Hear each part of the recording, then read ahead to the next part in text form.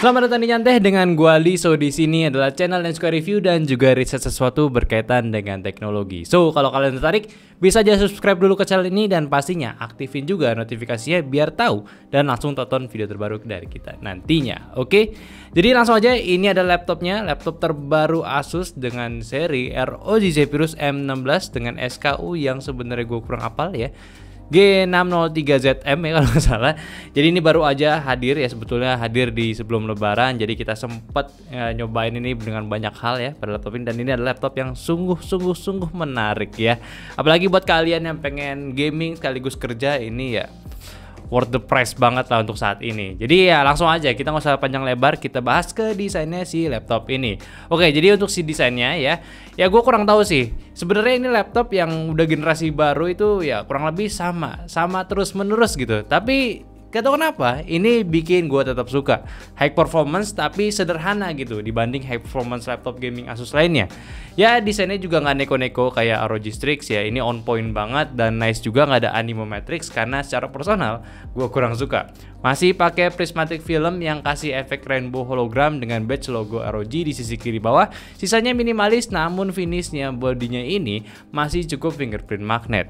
Di bagian hinge-nya juga dibuka hingga 180 derajat dengan posisi keyboard naik ketika dibuka di posisi 90 derajat. Buat kenyamanan ngetik lebih baik lagi. Sisi keyboard punya feel rubbery, feel yang mahal cuma sama-sama masih fingerprint magnet. Lalu keyboardnya sendiri minimalis tanpa numpad dengan feel pengetikan yang asik juga, taktilitasnya enak, sama travel distance-nya berada di 1,7 mm aja.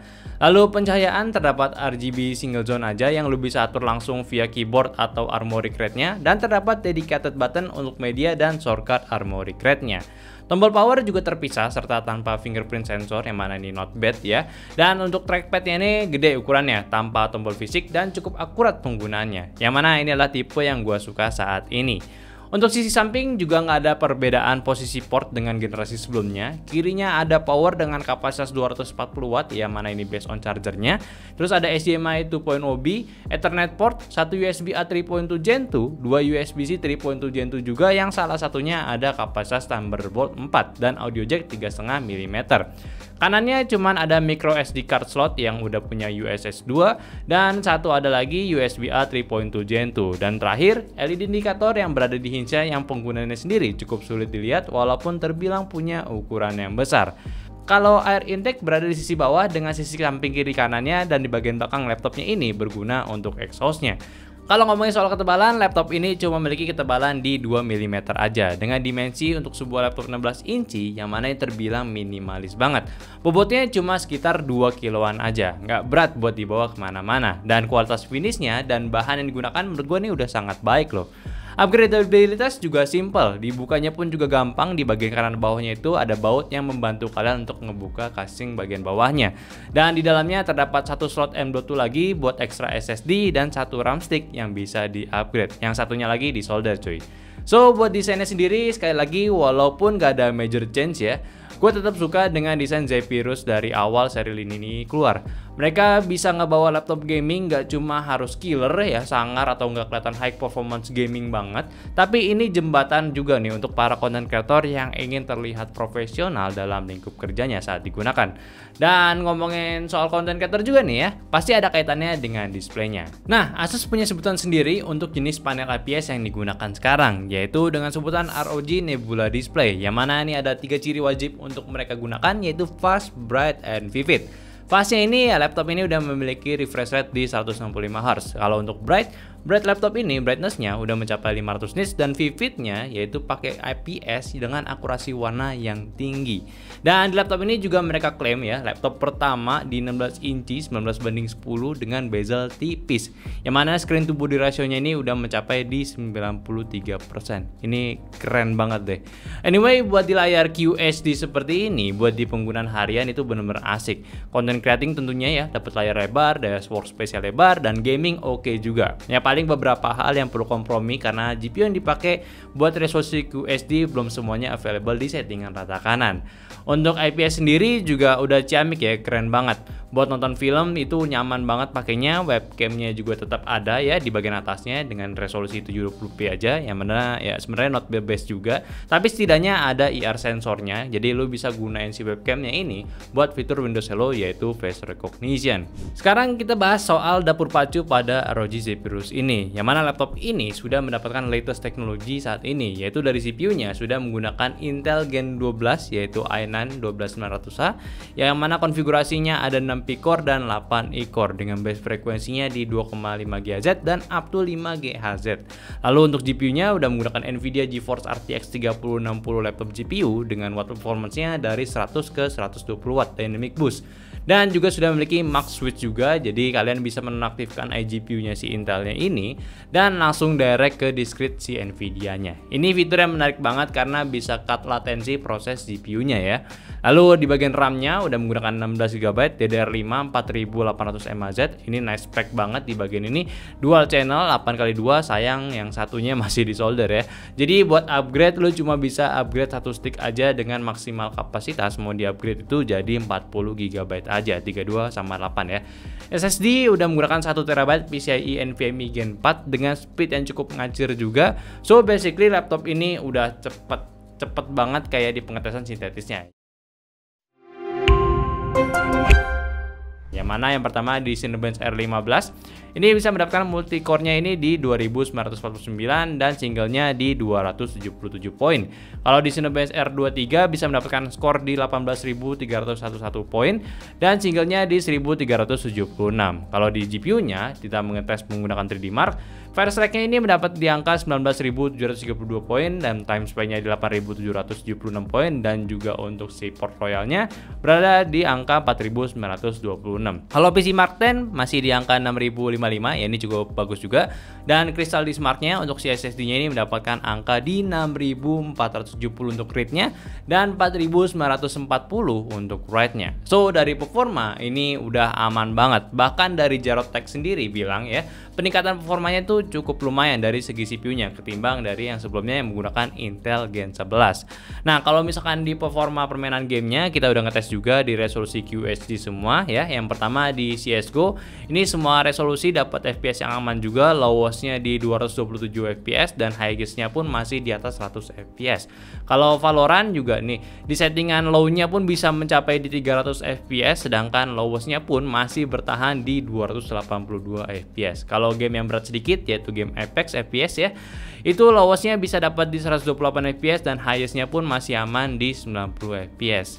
Kalau misalkan main game Dota ya ini ya aman juga, semuanya masih di ada 100 FPS. Di game FPS tinggi, maksud gue settingan tingginya pun masih dapat di 109 FPS. Kalau main game PES ya udah pasti jelas juga aman semua ya. Settingan hacknya dapat di 171 poin ya, bisa pamer ke teman-teman kalian. Dan kalau game AAA di Shadow of Tomb Raider bisa mendapatkan poin di lowest-nya yaitu di 134 poin FPS dan juga di 96 FPS di settingan tertingginya. Kalau GTA 5 uniknya untuk di settingan high-nya masih stuck di 53 FPS aja, sedangkan lowest-nya udah mencapai di 157 poin.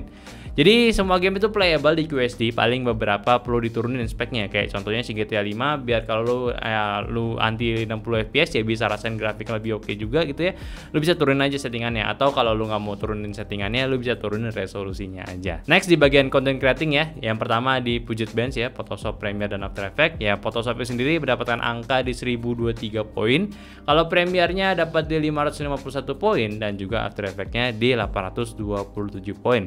Kalau dari render benchmark kita menggunakan Premiere juga di resolusi video Full HD yang standarnya ini bisa mendapatkan 14 detik aja renderannya. Untuk GPU dan CPU-nya pun juga aman banget untuk efek-efeknya. Kalau 4K pun apalagi masih aman juga. Untuk render video 45 detik masih di 53 detik ya. Dan untuk video CPU dan GPU efeknya masih bertahan di 13an sampai 17 detik aja. Kalau di spek ViewPerf 20 3ds Max-nya ini bisa mendapatkan skor di 54 poin, Katia-nya di 49 poin, Maya-nya di 113 poin, dan SolidWorks-nya di 59 poinan. So basically kalau lo butuhin CPU bound software ataupun game, laptop ini udah aman banget. i9 dengan arsitektur baru Intel juga bisa ngasih lo more performance, dan tentunya di beberapa skema multitasking, P-core dan E-core-nya ini juga bisa ngebantu banget kalian. So ini udah asik banget. Dan ya udah, kita balik lagi ke laptopnya. Untuk baterainya, si laptop ini tergolong irit buat gua, apalagi sudah ada max switch ya. Jadi gua udah bisa nentuin gitu kapan gua mau pakai si laptop ini di mode hybrid GPU-nya atau di discrete-nya aja. Kapan gua mau mobilitas, kapan juga gua mau setup di meja kerja gua. Dan dari baterai 90 Wh ini di kondisi saat hybridnya, penggunaan casual gua bisa bertahan sampai 6 jaman lebih untuk si laptopnya. Which is ini performa sebesar ini ya, ini benar-benar big deal sih menurut gua. Sama thermalnya juga one of the best, jarang banget Automax fan-nya karena suhunya ini bisa dijaga dengan baik. Di dalamnya juga udah punya multi heat pad antara CPU dan GPU-nya, ada 2 arc flow fans juga, dan juga sudah menggunakan liquid metal thermal greasy buat di area CPU-nya. Suhunya aja saat di stress test menggunakan AIDA bisa tahan di 84 derajat Celcius aja. Ini aman banget cuy. Kalau untuk utilitas dan fitur lainnya seperti biasa, laptop ini punya Armoury Crate yang lu bisa pakai buat si laptopnya, lu bisa setting performa laptop ataupun sekedar monitoring performanya aja. Bahkan update driver Asus sendiri juga bisa lewat aplikasi ini serta setting lighting aura sync-nya pada keyboardnya. Terus konektivitas juga sudah menggunakan Wi-Fi 6E juga, jadi udah less latency dan juga high bandwidth rate ya buat kalian yang pakai internet kencang dan suka gaming juga pakai buat si laptopnya ini. Kalau untuk speaker, posisi downfiring ini punya feel suara yang mahal cuy. Asik banget lah dengerin di laptopnya ini. Kalian dengar aja suaranya seperti apa.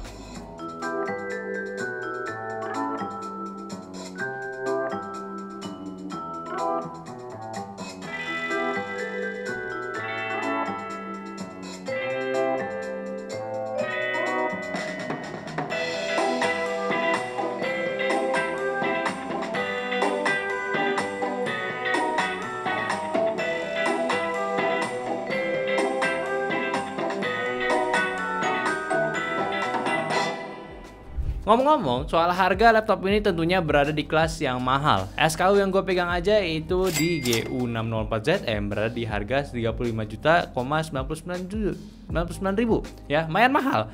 Tapi lu bisa ambil di seri i7 dan di GPU-nya C350 Ti di harga 27.499.000-an ya.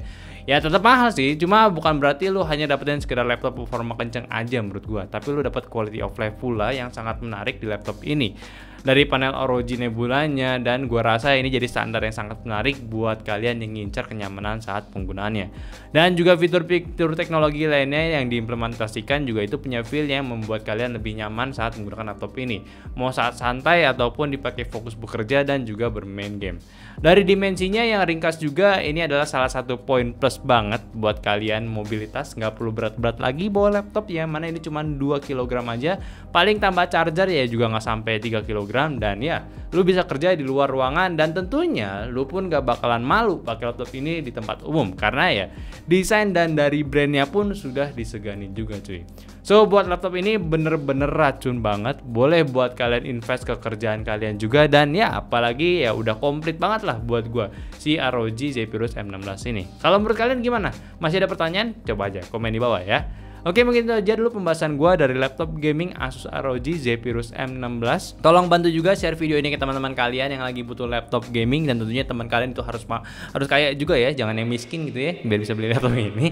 Dan jangan lupa juga kasih pendapatnya di video ini di kolom komentar tentunya, dan yang penting aktifin notifikasi dulu sama follow juga sosial media kita di Instagram nyan.teh, dan juga follow sosial media kita lainnya yang ada di Facebook, TikTok, dan juga Discord kita yang linknya semua ada di deskripsi. So mungkin itu aja, sampai jumpa di video nyantai selanjutnya. Bye bye.